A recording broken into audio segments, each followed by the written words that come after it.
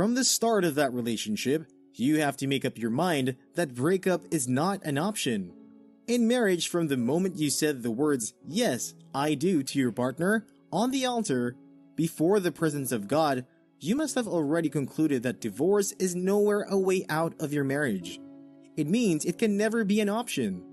Where you have already set your heart and mind on something like this, it makes forgiveness easier, because you both know that you are going nowhere, so it is either you fix what is wrong by forgiving each other, or you remain in the chaos and continue to live without peace and harmony.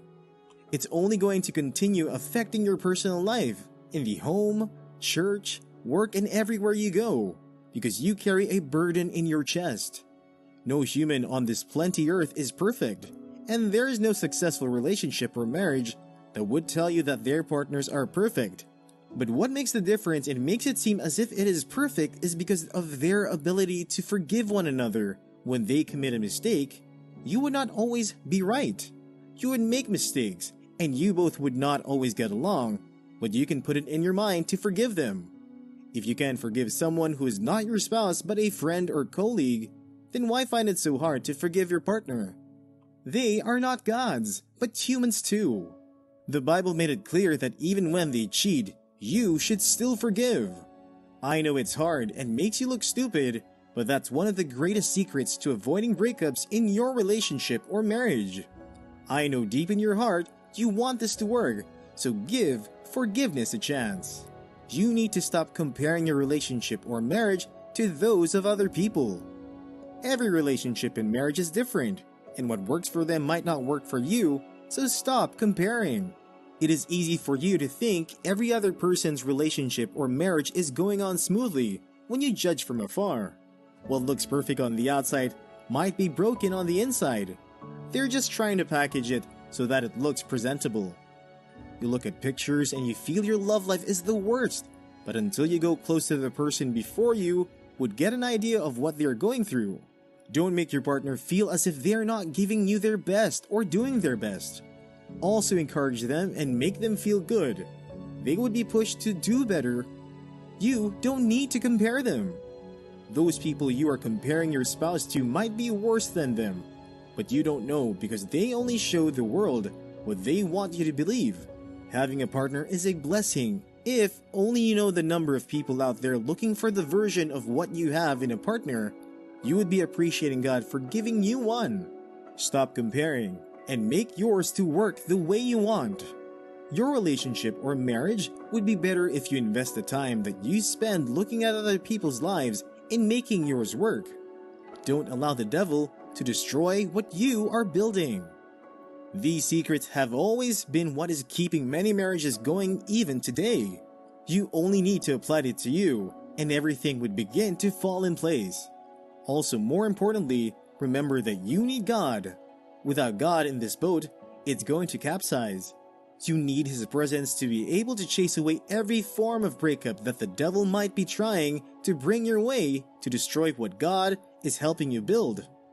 You also need to be ready to do the work. Your relationship would not fail, neither will your marriage fail, because Jesus never failed. It is time to start using this secret to hold your marriage or relationship. My prayer for you is that the devil would never succeed in his attempt to steal your joy. Your relationship will not lead to a breakup, and your marriage would never get to the point of divorce. Experience joy on every side. Here I am not talking about any ordinary communication, but an effective one. Communication is not effective when the receiver does not understand the message, or where the sender is reluctant to share the message and expects the receiver to understand what he or she is trying to say from their body language. I knew you can communicate through body language, but the effective type is the one that the words are being said clearly. Most relationships and marriages breaks up because one or both of the partners fail to express the way they are feeling inside in clear terms to their partner. In their hearts, that just wants their partner to feel whatever it is that they are doing that they don't like. But you forget that people are different, and the way we also think and react to situations are also different. The way we understand situation, too, is different. What looks like the number 6 to you looks like the number 9 to the person opposite you. And that's why you need to express yourself very well, so that they understand you and know exactly how to respond. If he or she is doing something to you, and you don't like the way they are doing it, just say it, and say how you would prefer it to be done. Also, when the other person offends you, still be open enough to let them know by telling them so that they know something is wrong, and look for ways to apologize to you. Marriages and relationships fail every day because most times, one partner just doesn't like talking when something wrong is being done to them. They keep it locked up in the prison of their hearts, and that's how it just keeps multiplying until it got to the stage that the anger they just felt burst. Any issue you do not treat today will end up destroying your relationship, marriage. So you need to learn how to communicate effectively with your partner. Let them hear you, and you also hear them. It's going to preserve that relationship for a very long time. As simple as the word sounds, most singles in a relationship and marriage lack this very important ingredient of respect. It's not only men that desire respect, even a woman deserves her respect in that relationship. It also said respect is reciprocal. When you respect your partner, it makes it easier for them to respect you, and reduce a lot of conflicts that would have been going on in the house. Respect is not just in the manner that you speak to your partner. No, respect goes far beyond that. It is to be able to respect their boundaries and space. You might want to say it's not needed, but trust me, whenever in a relationship or not everyone wants to have a space where it is just them and nobody else. Space to do things with other people and not have you making them feel bad for not going there with you. Space to discover new things by themselves.